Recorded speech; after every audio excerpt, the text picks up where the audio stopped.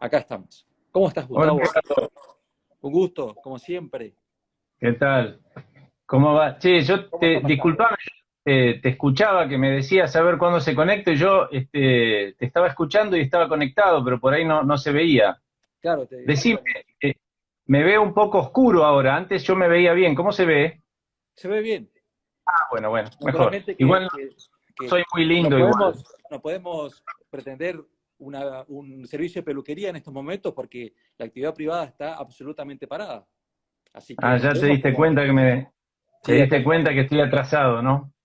No, Sí, a vos no Gustavo, se te nota, Edgardo.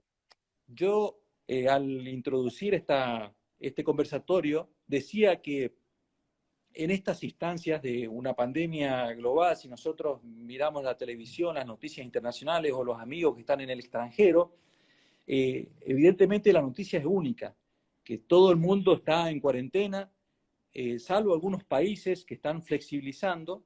Obviamente que hay cuestiones culturales, cuestiones económicas muy distintas a la nuestra, pero que parece ser que se abre esa discusión de los conceptos de Estado, de sociedad, si el Estado debe seguir con su rol ultra planificador, planificándolo todo, decidiendo qué se produce, qué no se produce, y sin embargo estamos dándonos cuenta que necesitamos del servicio de un peluquero, necesitamos de un panadero, necesitamos los bienes y los servicios más elementales para seguir subsistiendo. ¿Qué opinas de todo esto? ¿Qué opinión tenés de esto?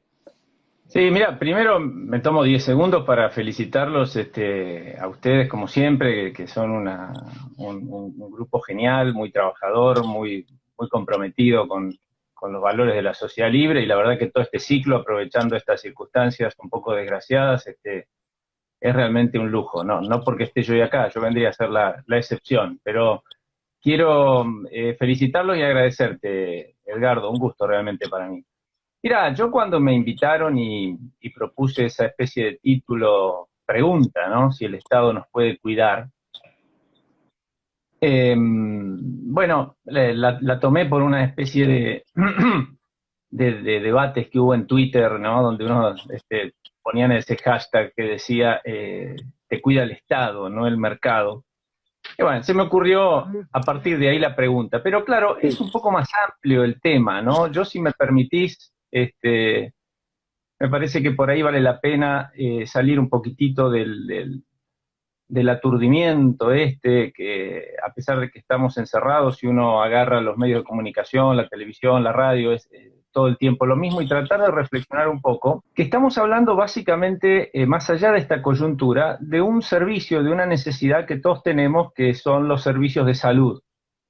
Es decir, los seres humanos nos podemos enfermar, y además, si no nos enfermamos, hay cosas que son convenientes para conservar una salud, para conservar nuestra salud, una vida, digamos, más satisfactoria, más confortable. Y el servicio de salud es como tantos otros servicios de los cuales en una economía desarrollada, con especialización, con división del trabajo, con intercambio, todos necesitamos, ¿no es cierto? Es decir, nadie se autoabastece de nada y por lo tanto dependemos de los demás. Lo primero que yo quiero señalar es que justamente los servicios de salud en muchos países están estatizados en buena medida, aunque a veces hay un sector llamado de medicina privada, como pasa en nuestro país, pero en casi todas partes están altísimamente regulados. Esto es la autoridad central la que establece mandatos y prohibiciones sobre cómo se debe prestar un servicio, quién lo puede prestar, todo tipo de regulaciones, por ejemplo, a la profesión médica. No quiero entrar en un tema polémico, pero recordemos cómo cuando se planteaba hace unos días la discusión por el tema del aborto, directamente muchos legisladores suponían que los médicos debían hacer una u otra cosa, porque el médico es un funcionario público, es decir, una profesión totalmente regulada, ¿no es cierto? Entonces, si nosotros estamos viendo una crisis de un sistema sanitario, más en algunos países que en otros, por supuesto, Lo primero que hay que entender es que no es una crisis del capitalismo global, ¿no es cierto? Es una crisis de sistemas sanitarios, cuando no estatales, en gran parte estatales, y lo que queda de privado altísimamente regulado, empezando por la profesión médica, la profesión de los farmacéuticos, la actividad de los laboratorios, las patentes, etcétera, etcétera, etcétera. Ahora, ¿cuál es el problema entonces de un servicio que se produce monopólicamente o lleno de regulaciones? Bueno, el problema que la ciencia económica, la praxeología, como la llamaba Mises, nos explica que se produce cuando uno impide el proceso de cooperación social que llamamos economía de mercado. La economía de mercado es un sistema que nos permite cooperar, guiados por nuestro propio interés, por nuestra propia capacidad, nuestros conocimientos y nuestros recursos. Buscamos lograr un objetivo de satisfacer nuestras necesidades prestándole un servicio a otros. Hay una obrita muy conocida de un autor norteamericano, Leonard Read, que se llama Yo el lápiz, ¿no? Donde él explica que algo tan simple como un lápiz nadie sabe cómo se hace. Y es literal, es decir, intervienen tantos cientos de miles de procesos y de millones de personas en el tan simple hecho de que tengamos un lápiz sobre nuestro escritorio, que nadie es capaz de hacer ni calcular todo eso. Ahora, ¿cómo es posible? Bueno, precisamente es posible porque hay propiedad privada, porque hay división del trabajo, porque hay acción empresarial y sobre todo porque hay un sistema de precios.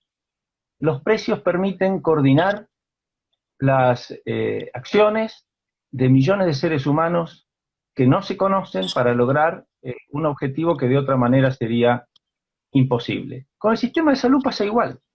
Si lo monopolizamos, y yo acá quiero hacer, digamos, quiero dejar de lado, que no habría por qué dejarlo de lado, pero bueno, esta es una charla corta que vamos a tener, pero quiero dejar de lado el análisis más de política pública que pone en juego cuáles son los incentivos de los políticos, ¿no? Y si están alineados con los incentivos de la ciudadanía.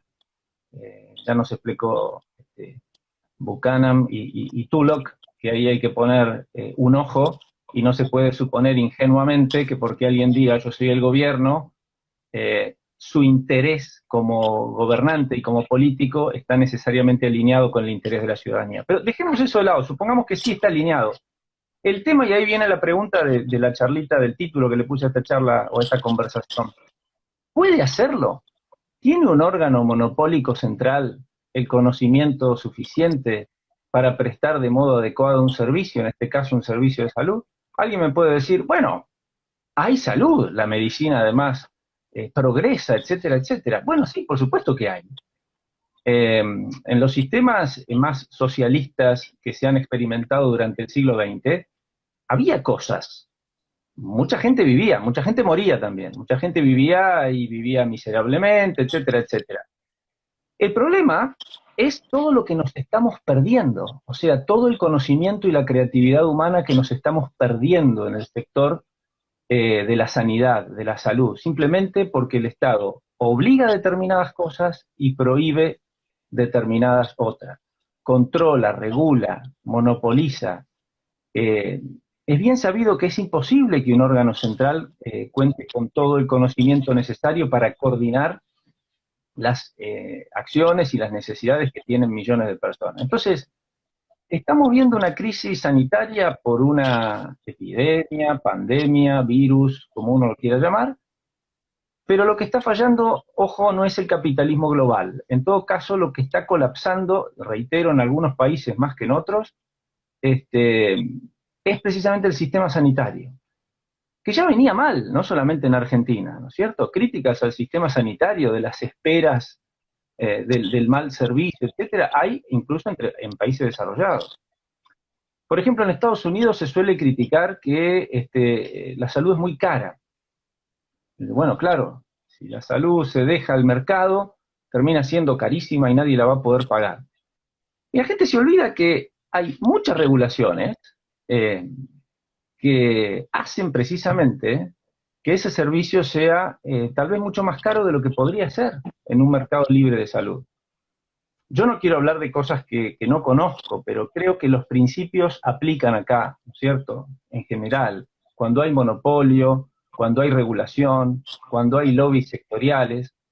Hace unos años leí un artículo que tenía un título un poquitito duro, que se llamaba 100 años de robo médico. Es un poco duro, pero bueno, así era el título.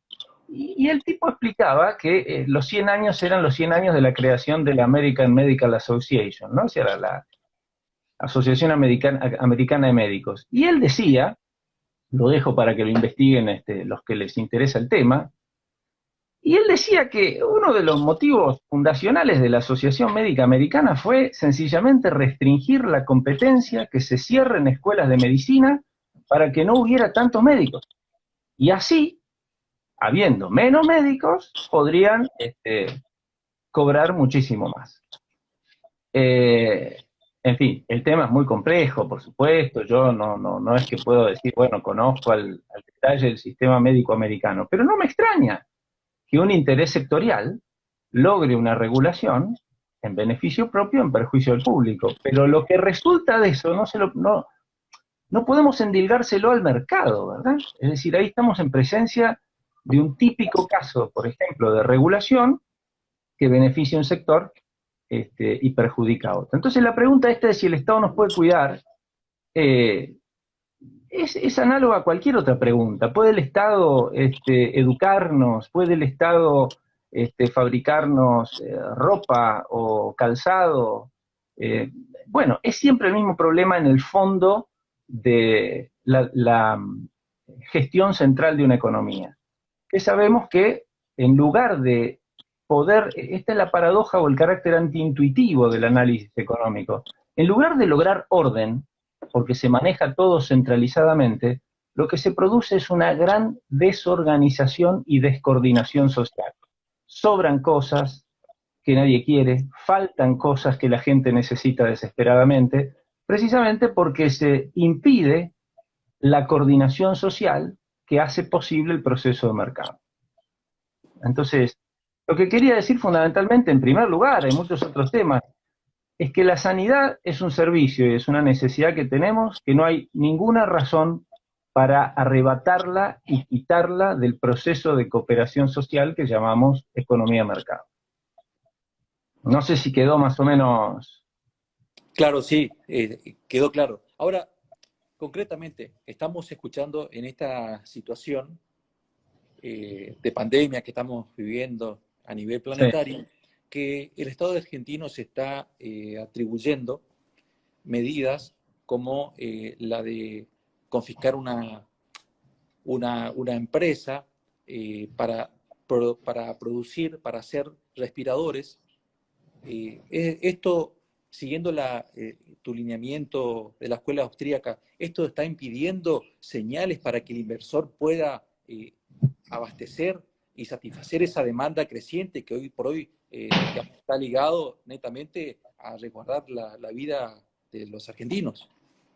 Mira, vayamos a un ejemplo más simple, si se quiere, y que yo la verdad que lamento tanto, porque agrega sufrimiento y problemas en circunstancias difíciles, como es el tema del alcohol en gel y de los barbijos y de otros elementos que, con lógica, incrementaron su demanda. Quiere decir, muchos de nosotros salimos a demandar una cantidad de esos productos mayor a lo que hacíamos antes, estábamos dispuestos a pagarlo más, como pasa siempre en estas circunstancias al principio, y el gobierno decretó, pues yo dejo aparte la intención, si es por populismo, si es por amor al pueblo, no me interesa ahora, pero decretó que todos los precios de esos productos debían retrotraerse al 15 de febrero.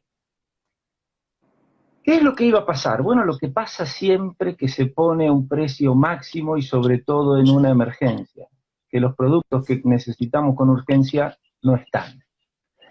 Y no están porque, claro, llega un momento en que cuando la demanda aumenta, quizá los costos, al menos iniciales, de poder afrontar esa demanda mayor, porque por ejemplo tienen que entrar productores que habitualmente no se dedican a eso, etcétera, les resultaría rentable venderlo a un precio más alto. Además, no es un misterio que un aumento de la demanda tiende a llevar los precios hacia arriba, ¿no?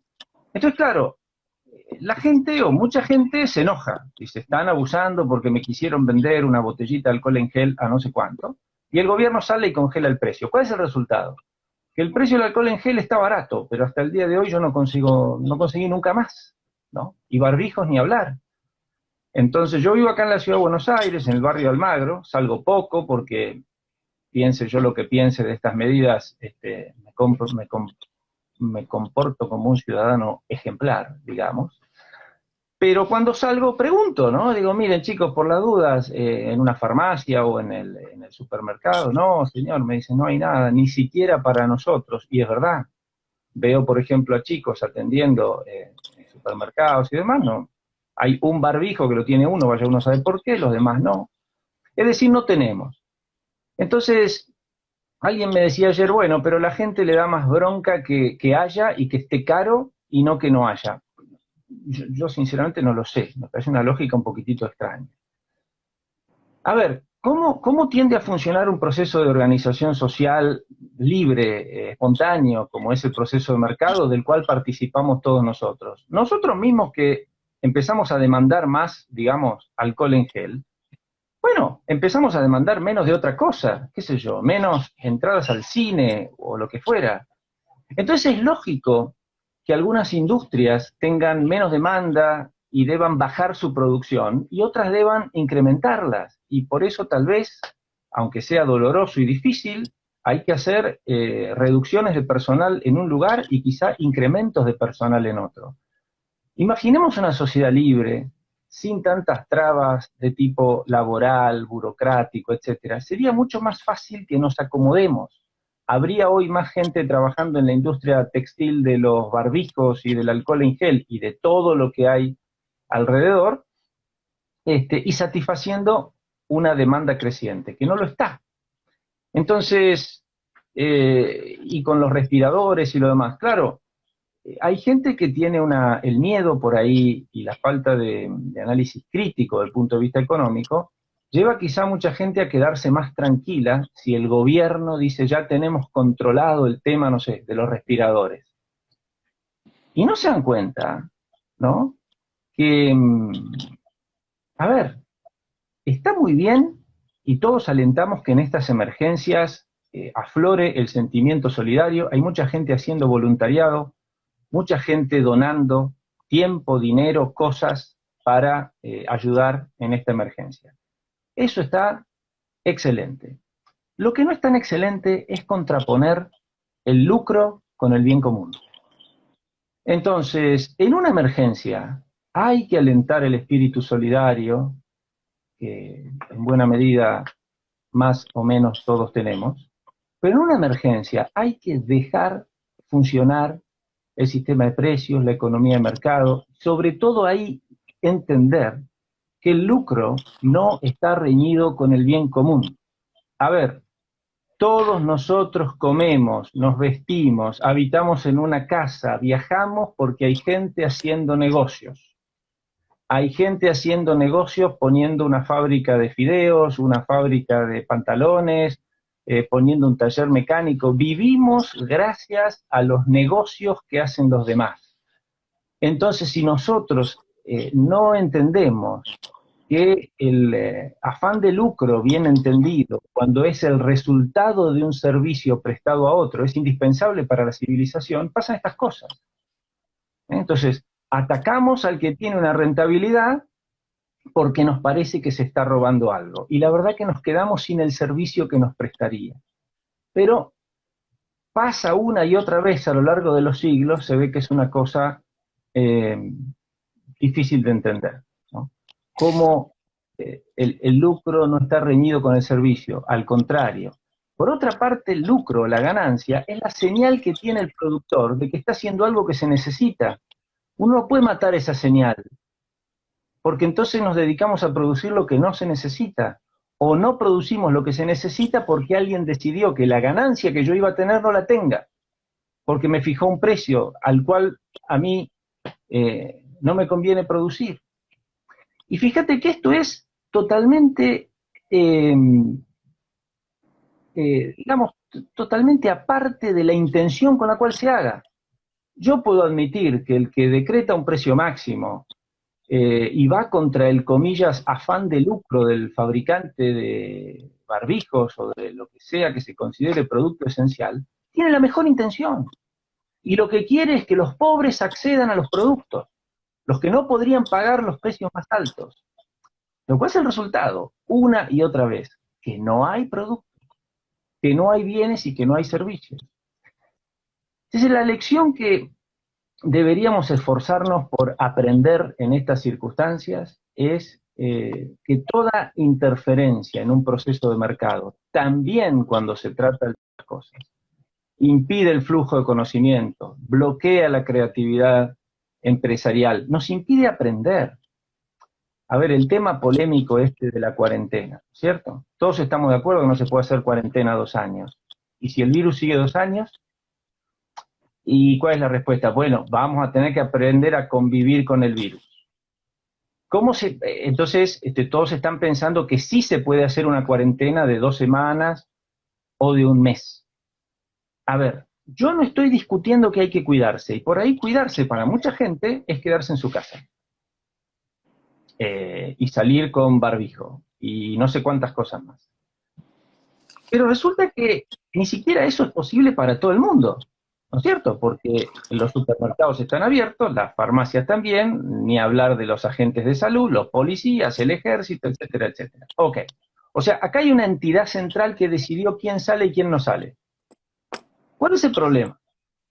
El problema es que las consecuencias no intentadas, aunque algún presidente dijo una cosa tremenda como frase, yo me imagino que el hombre está lleno de presiones, pero como frase, digamos, hemos calculado todo. ¿Chan? ¿Cómo hemos calculado? Claro, hemos calculado todo. Estamos perdidos. Si alguien tiene esa pretensión de conocimiento, estamos perdidos. De nuevo, no voy contra la persona, pero es un pensamiento muy extendido. Una burocracia rodeada de especialistas, etcétera, etcétera, calcula todo y nos dice, Edgardo, vos a tu casa, Gustavo, vos a tu casa, señor, usted afuera, etcétera. Porque de esta manera, según nuestras proyecciones, etcétera, etcétera. Ahora, yo no sé cómo se hace un lápiz, decía el otro día, volviendo al tema de Reed, yo no sé cómo se hace un lápiz. Y tampoco puedo describir al detalle cómo funcionaría una sociedad libre, porque alguien puede preguntar, ¿y si el Estado pone la cuarentena, qué pasaría? La respuesta rápida es no sé. No hay que tener, al contrario, es muy coherente que digamos que no sabemos. ¿Por qué? Porque nadie tiene la creatividad empresarial de millones de personas. Pero lo que sí podemos saber es que el flujo de conocimiento, la creatividad empresarial y el alineamiento de incentivos harían su trabajo. Y no es que esto sería perfecto. No es que habría gente que no se contagiaría y que no se moriría, como pasa hoy. Pero pensemos algunas cosas, ¿no es cierto? A ver, muchos de nosotros nos queremos cuidar. Hay gente más temerosa o más prudente que otra. Bueno, cuidándose no solamente se protegen ellos, sino también a los demás. Serían personas que seguramente saldrían menos, que si el trabajo o su industria sigue funcionando con menos empleados, por ahí pedirían las vacaciones ahora. Dicen, mira, me tomo mis 15 días de vacaciones ahora, porque está más tranquilo quedándose en su casa. Hablábamos hace un rato de los peluqueros. Me imagino que una sociedad que demanda seguridad, que demanda higiene, etcétera, va a demandar peluqueros que tengan una peluquería que suene, que está limpia, que tenga, qué sé yo, el alcohol en gel o el jabón, que usen barbijos, que no haya 20 personas adentro de una peluquería. Y se me ocurre que, y fíjate el incentivo, ¿no es cierto? El peluquero también, por una cuestión hasta de marketing, estaría incentivado a ese tipo de conducta. Alguien puede decir, no, mirá, este país no tiene remedio, nadie se va a cuidar. Yo dudo esto, pero a ver, si vamos a vivir en una sociedad que progrese, debe existir un proceso de conocimiento y de responsabilidad personal. No se progresa en el conocimiento y en la responsabilidad personal obedeciendo mandatos como marionetas y bloqueando nuestro sentido crítico y por lo tanto debilitando nuestra responsabilidad personal. Ahora, Gustavo, si me permitís, sí, sí, perdón. yo sé que en algunas conferencias tuyas escuché cuando vos te referías a la solidaridad del mercado. O sea, si podemos hacer una breve referencia para aquellos que nos están siguiendo esta charla, puedan entender, porque hoy escuchamos la solidaridad, y sin embargo, habías dicho anteriormente que el lucro no está reñido con la solidaridad, al contrario, la solidaridad va de la mano con el lucro del empresario. El empresario hace sí, solidaridad cuando invierte. Sí. Para no confundir los términos, ¿no? Podemos llamar solidario a un acto voluntario distinto de un acto comercial, que también es voluntario, pero es un intercambio, digamos, de interés por interés, ¿no es cierto? Es decir, 500 pesos por un kilo de carne. En cambio, llamamos solidario a alguien que va y dona sangre, o dona dinero, o dona su tiempo.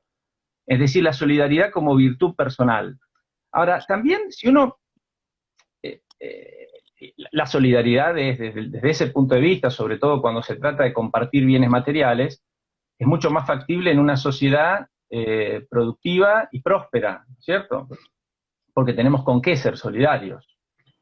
Si vivimos todos en la miseria, podemos ser excelentísimas personas, pero ahí la solidaridad va a tener poco efecto porque nadie tiene qué para socorrer al prójimo.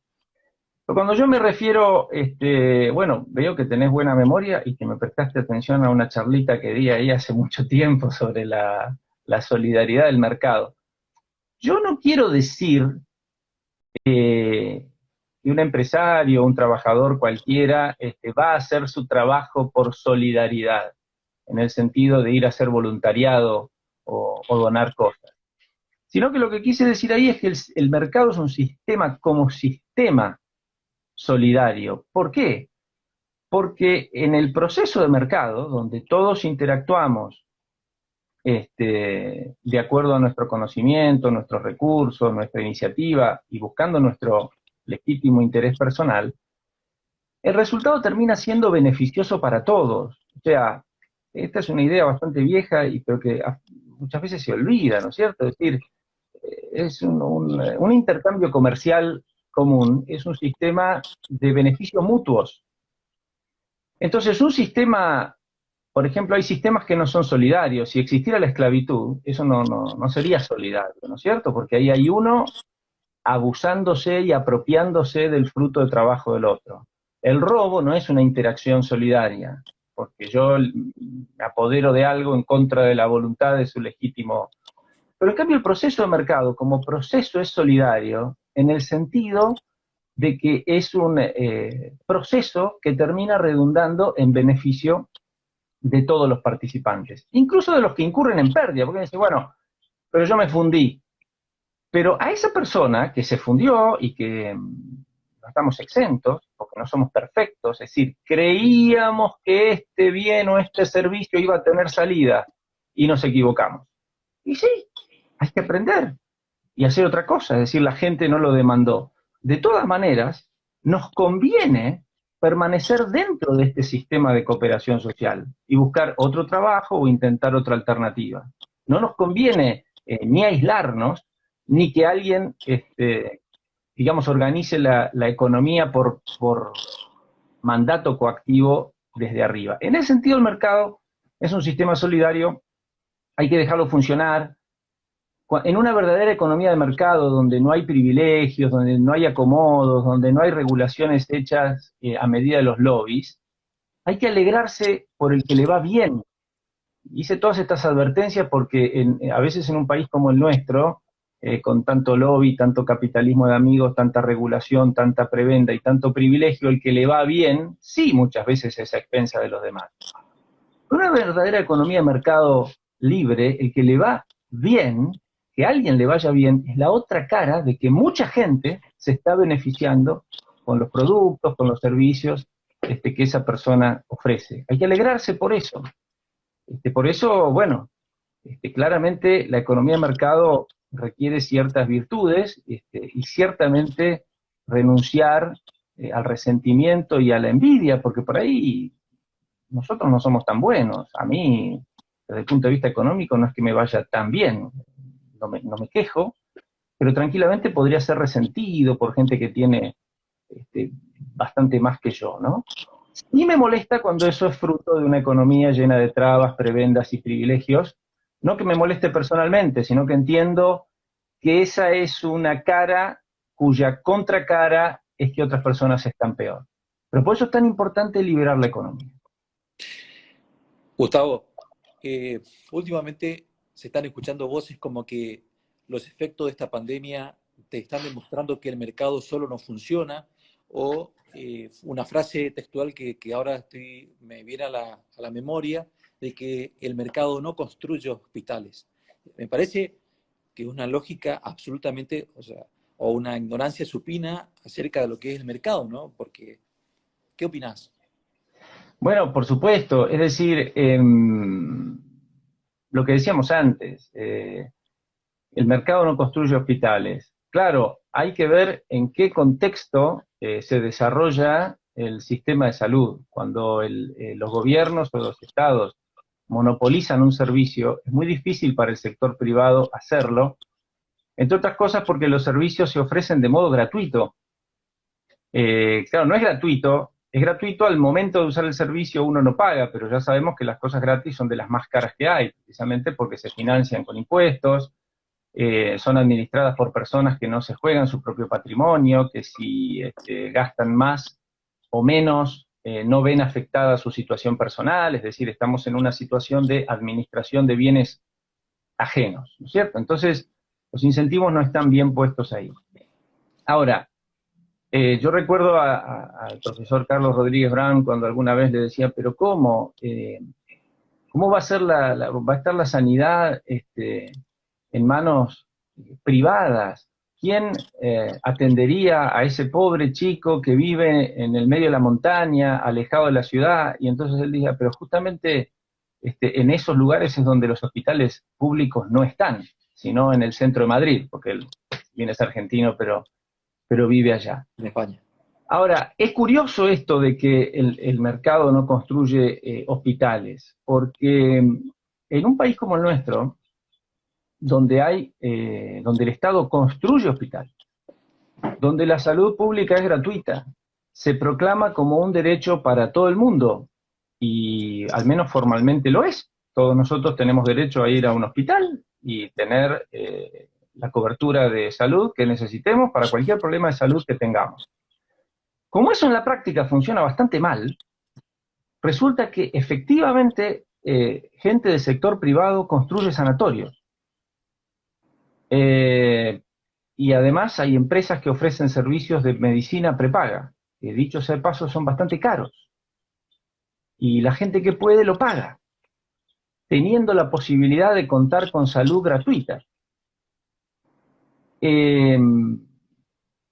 Entonces vienen ahí un montón de cuestionamientos, claro, pero si fuera todo privado, ¿quién podría pagar esas cuotas de la medicina prepaga? Bueno, y ahí volvemos a lo anterior, ¿no es cierto? Liberemos verdaderamente el mercado de la sanidad, no solamente a empresas, sino también a asociaciones de voluntariado, ONGs, iglesias, y seguramente las energías creativas de la sociedad harían cosas que ni siquiera podemos nosotros imaginar. Recordemos que los recursos que se invierten en la salud pública y en el servicio de mala calidad, que hace que mucha gente pague aparte la iniciativa privada, se pagan con impuestos que pagan los pobres. Entonces, como dice, no, pero los pobres no pueden, bueno, pero entonces al pobre no le saque tampoco, ¿no es cierto? Y los pobres pagan impuestos como todos nosotros comprendemos. Además, los servicios de salud son caros, entre otras cosas, por las regulaciones que tienen, ¿no es cierto? A ver, nada se puede asegurar totalmente, existen los seguros, ¿no es cierto? Pero tienen sus cláusulas, y la verdad es que un día nos vamos a morir todos, esto es verdad, ¿cierto?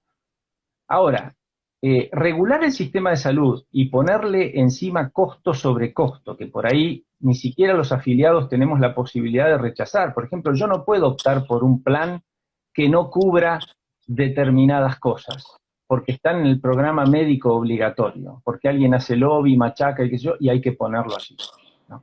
Por ejemplo, qué sé yo, soy adicto al juego, supongamos, no sé si está en el programa médico obligatorio. Pero bueno, si hubiera libertad, habría libertad para ofrecer un servicio y para que los contratos sean libres. Entonces, si tengo que cubrir 1000 cosas, por ahí hay mucha gente que no le sirve que le cubra maternidad, ¿no es cierto? Porque no piensan tener un hijo o ya lo tuvieron, etc. Ponemos toda en la misma bolsa y termina siendo un sistema muy regulado, muy caro, y después decimos, claro, mirá lo que te ofrece el mercado, es carísimo, ¿no? Como si y lo otro, en cambio, el Estado te lo da gratis. Es decir, nos olvidamos del costo altísimo en el que incurre el Estado, ¿no? Y también nos olvidamos de los costos que el Estado impone arbitrariamente sobre el servicio privado de salud.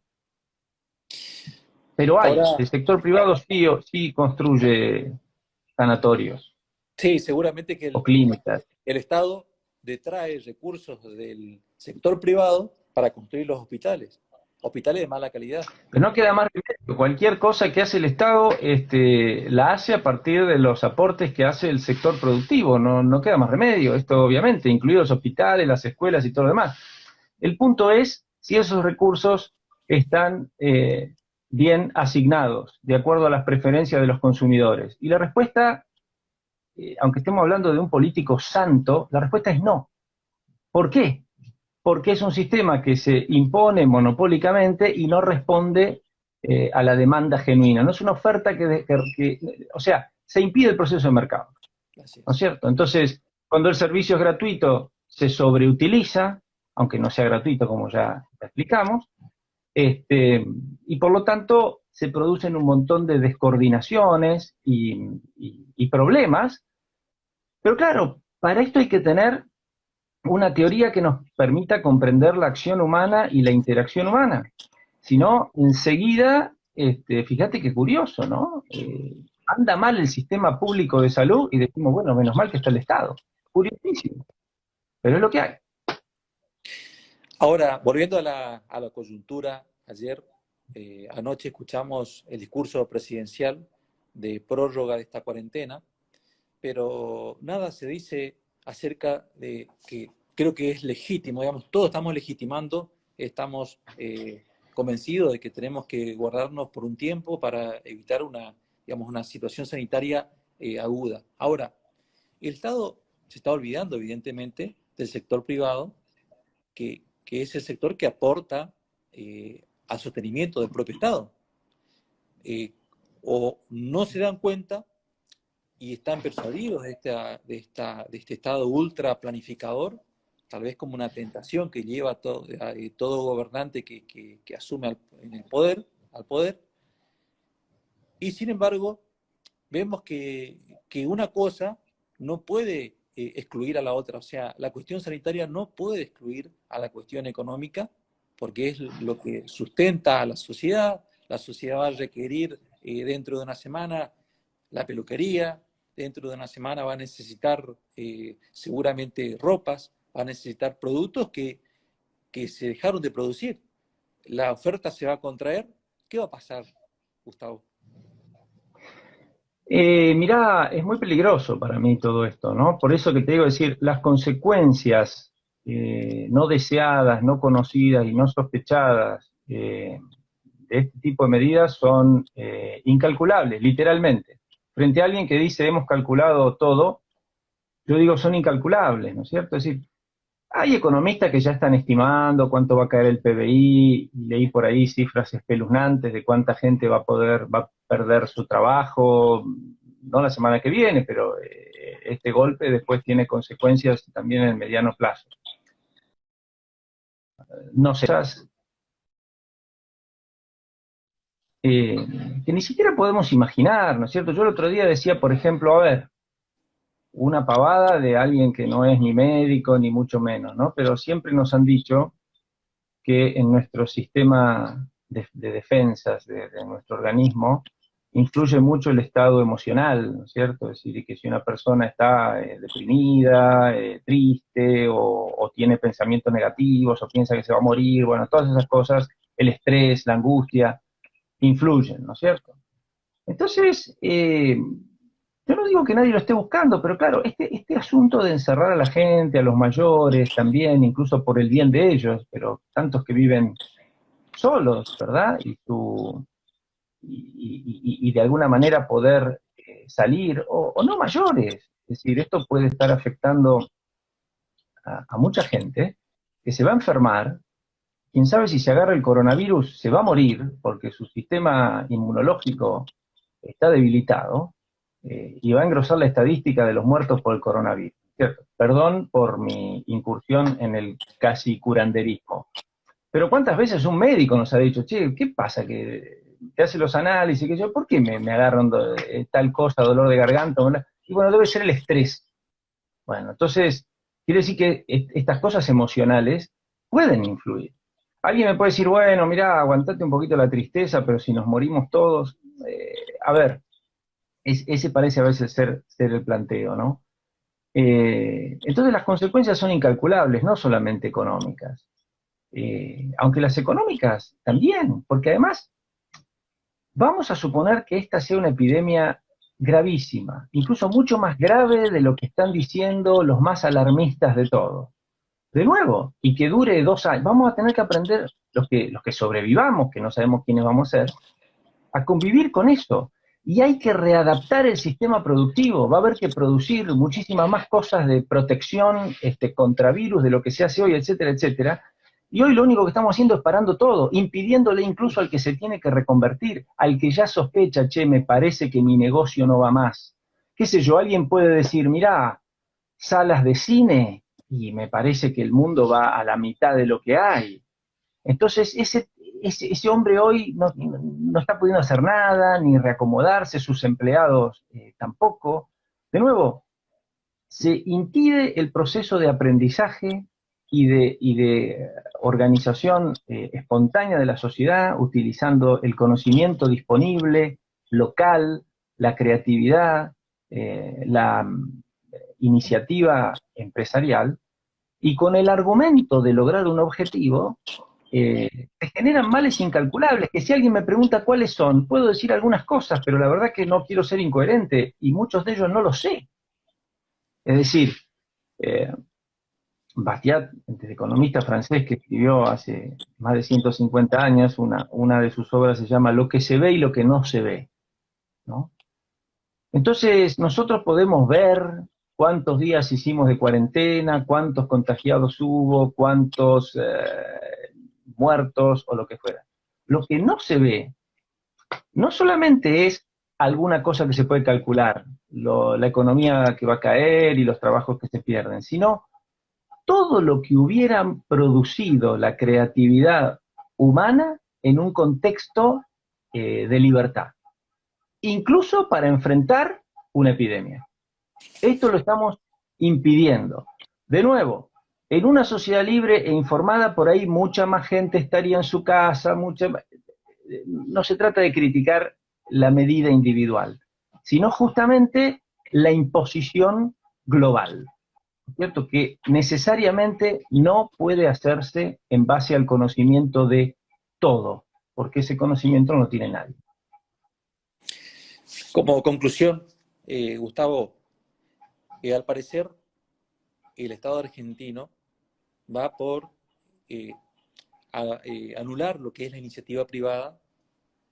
Si es así, o si fuera así, evidentemente estamos ante un cuadro con muchas dificultades, porque esto va a impedir que haya producción, va a impedir que hasta incluso el propio Estado subsista.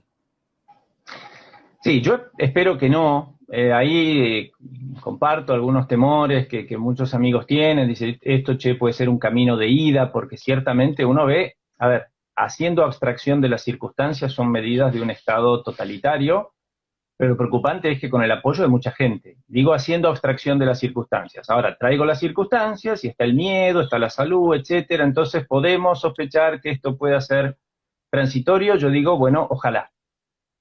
Me preocupa un poco esta especie de militarización de las calles, esta especie de espíritu de delación, ¿no es cierto?, de andar señalando con el dedo a la vecina que salió a dar una vuelta a manzana, pobre, vaya uno a saber por qué, porque no tenemos todo calculado, y entonces nos parece que es una especie de asesina o cosas por el estilo. En ese contexto también se generan malestares, porque bueno, si yo tengo un perro puedo salir a caminar, pero si tengo un hijo chiquito no lo puedo sacar a pasear. Y entonces ese malestar que lleva a denunciar al otro como si fuera un enemigo, simplemente porque hace lo que a mí me están prohibiendo o lo que a mí me parece mal. Y además me alegro cuando la policía, en fin, cumpliendo las órdenes que le da, pero maltrata a un ciudadano, curioso, cosa que en Argentina parecía que más bien el reflejo era el contrario, ¿no es cierto? Y sin embargo ahora mucha gente aplaude que a alguien le quiten el auto, porque salió a pasear en auto, porque está prohibido, porque no sé qué tiene que ver esto con combatir un virus, un señor encerrado dentro de un auto.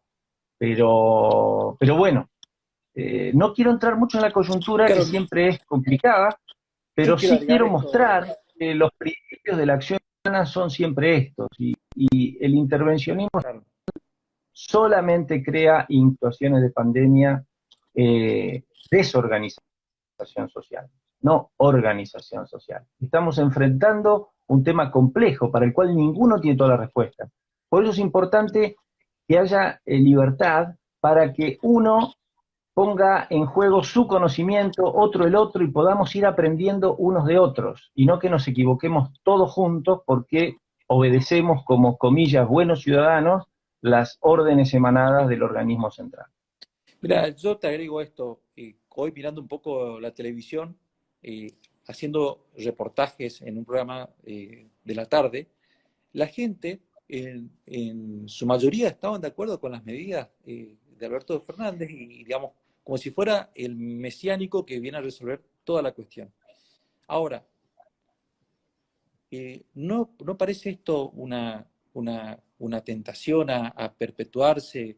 ¿Y no parece esto una ceguera ante una cuestión de que en otros países están asiáticos han utilizado la tecnología como modo, por ejemplo, de determinar quiénes son las personas infectadas, quiénes pueden seguir trabajando, si realmente ese trabajo cuenta con los protocolos de seguridad? Digamos, en una economía, una sociedad libre, debería estar no solamente la libertad, porque sabemos que la contracara de la libertad es la responsabilidad propia del individuo.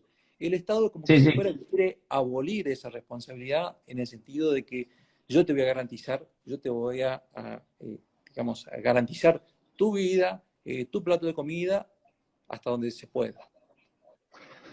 Sí, por supuesto que la libertad y la responsabilidad son inseparables. Justamente cuando uno actúa libremente es el responsable para bien o para mal de lo que ha hecho.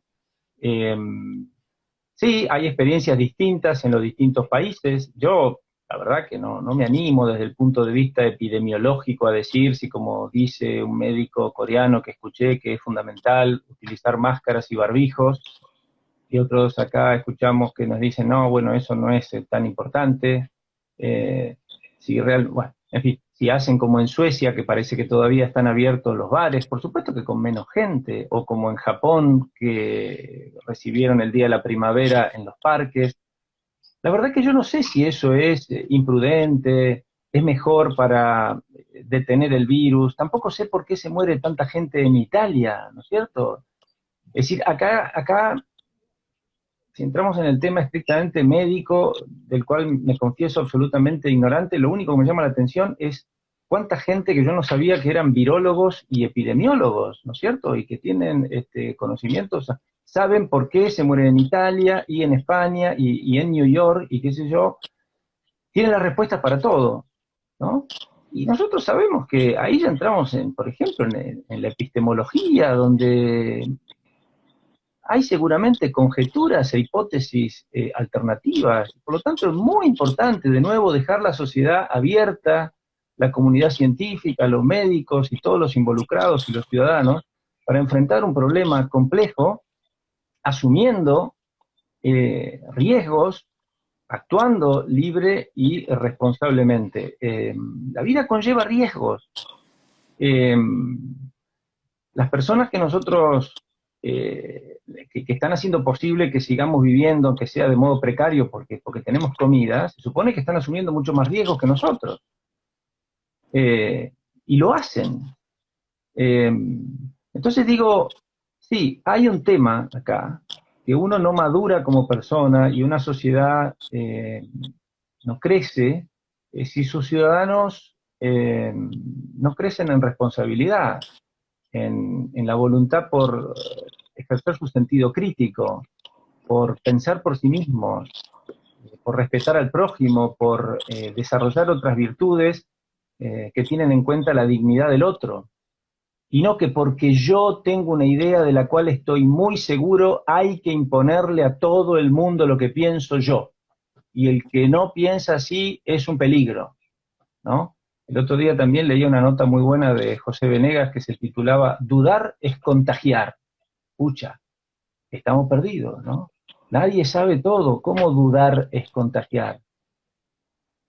Hay especialistas, pocos, que tienen enfoques distintos del que podemos llamar mainstream. Son malos tipos, están molestando. ¿Realmente preferiríamos que no existieran voces disidentes? Estamos tan seguros en este momento de la humanidad de que hay una única solución posible. Esto sí me parece preocupante y peligroso. De todos modos, conservo una esperanza, no quiero ser tremendista. Cuando esto pase, espero que buena parte de la sociedad vuelva a recuperar sus reflejos y su anhelo por vivir en una sociedad libre y no bajo un paternalismo que realmente, del cual no podemos esperar nada bueno. Bueno, Gustavo, el tiempo se nos acaba. Ha sido un placer escuchar tus reflexiones y hasta una próxima vez que seguramente ya nos vas a visitar en nuestra ciudad para seguir charlando con vos. Un gran abrazo. Un gran abrazo, Edgardo, y a todos los muchachos del Club de la Libertad. Y sí, espero que no pase mucho tiempo hasta que nos reencontremos en la bella Corrientes. Gracias.